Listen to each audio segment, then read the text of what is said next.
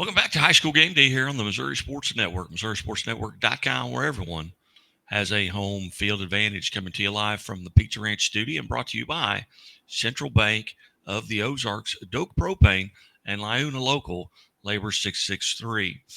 Going not too far from our studio to Walnut Grove. We've been all over the state today with Fett Donovan, Schuyler County, South Iron on. We go just a little bit down the road here to Walnut Grove High School and Lady Tigers head coach Rory Henry. Coach Henry, thanks so much for your time today. Thanks for having me. I appreciate it. Coach, you're about 95% of the way through your season. The district seeds have been set up. Tell us a little bit about your team. You've won, it looks like 10 in a row going into Yeah. the districts. Yeah, we've had a little bit of an up and down year, battled some injuries, but we've played really well at times and struggled a little bit here or there at times. Like I said, with some of the injuries that we've dealt with, we had a starter go out second game of the year with an ACL injury that really hurt us, but we battled around that. Got some kids that stepped up, played really well around Christmas time. And here at the end of the season, we were playing fairly well, and we've ran into some more injury problems here late. Got another ACL injury, unfortunately, one of our post players, and then we're dealing with a couple ankle injuries. So, with last two games, we've been playing with four starters out, which, has been a good thing, honestly, for our freshmen.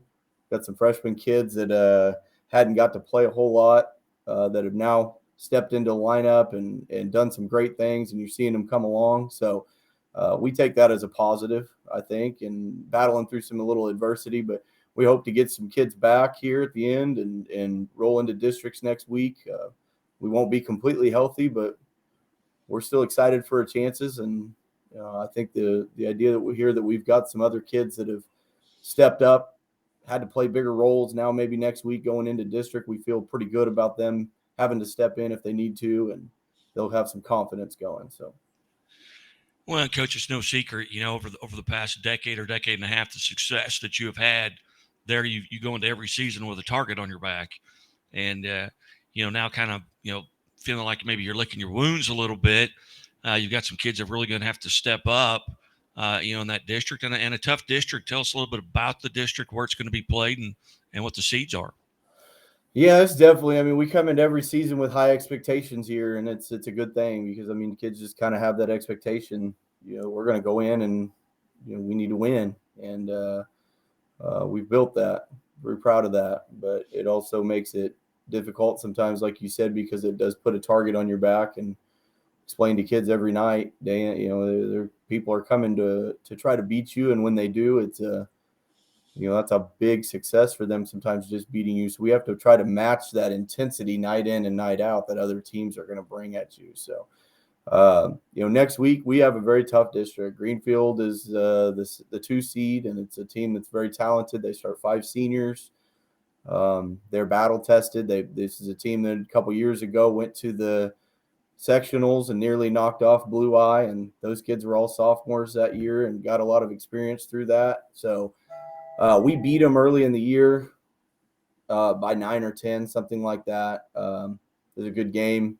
So we know that's going to be difficult. Also, there's Dadeville and Niangua in the district that are both very capable teams. So it's not going to be an easy quarterfinal or semifinal matchup, and so tough matchup. We're playing it at a halfway high school. The first 2 rounds are at halfway, and then the championship will be at SBU. So we're looking forward to it. It's going to be a challenge, but Yeah, talk about some of the kids that are going to have to step up with these injuries. And I know there's a possibility of maybe getting one or a yeah, couple of these young ladies back. But who's kind of toting the mail for you right now? yeah. Well, we've got 2 sophomores that were our leading scorers as freshmen. Ellie Smith and JC Gavis. Those kids have been leading us all year.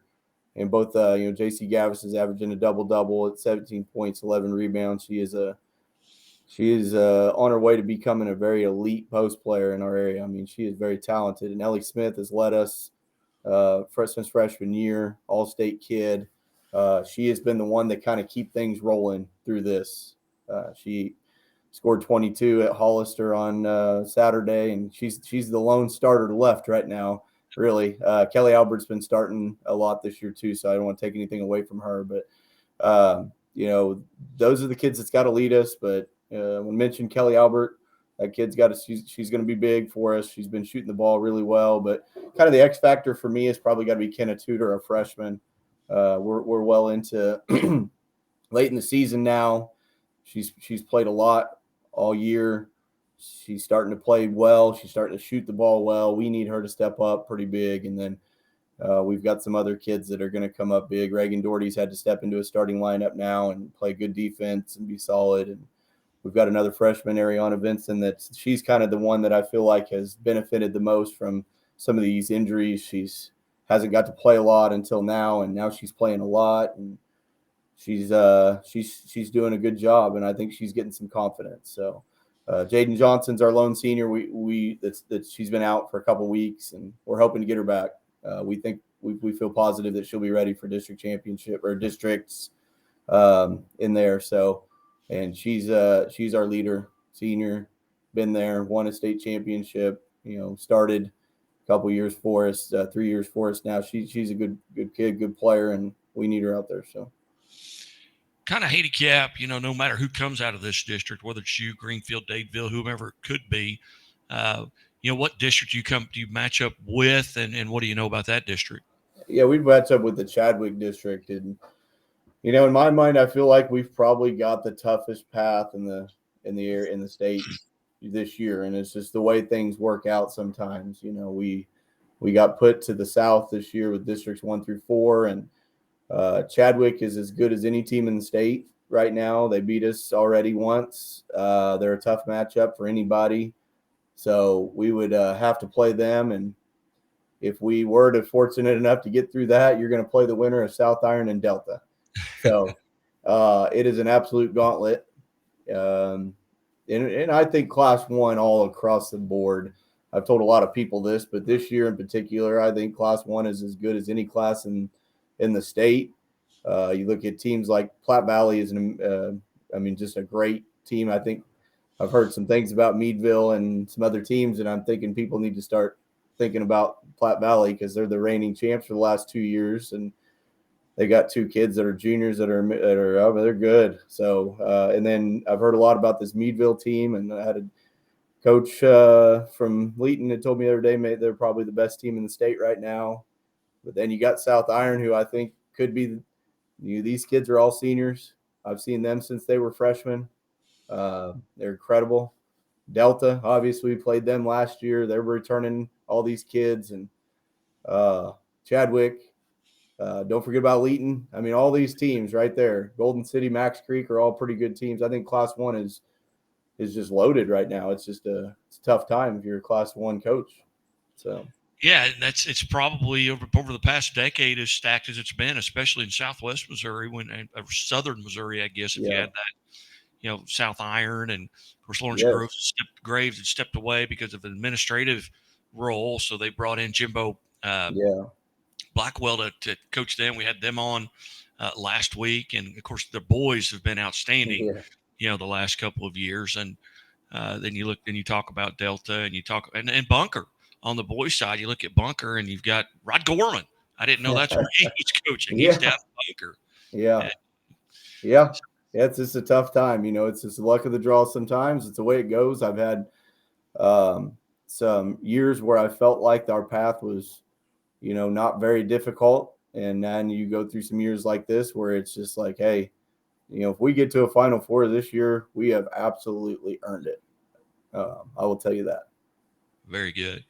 Well, Coach Henry, as always, we appreciate you being generous with your time, and we wish and pray that the injuries would heal up as quickly as possible. I hate for kids to miss this time of the season. Everyone looks forward to the postseason, and maybe they'll get healthy and be able to get on the floor.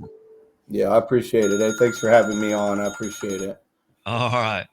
You're watching the Missouri Sports Network at MissouriSportsNetwork.com, where everyone has a home field advantage. And as always, the Missouri State Highway Patrol reminds us, take that 3 seconds and buckle up. It's 3 seconds that could save your life. Be safe, be smart, and be here tomorrow.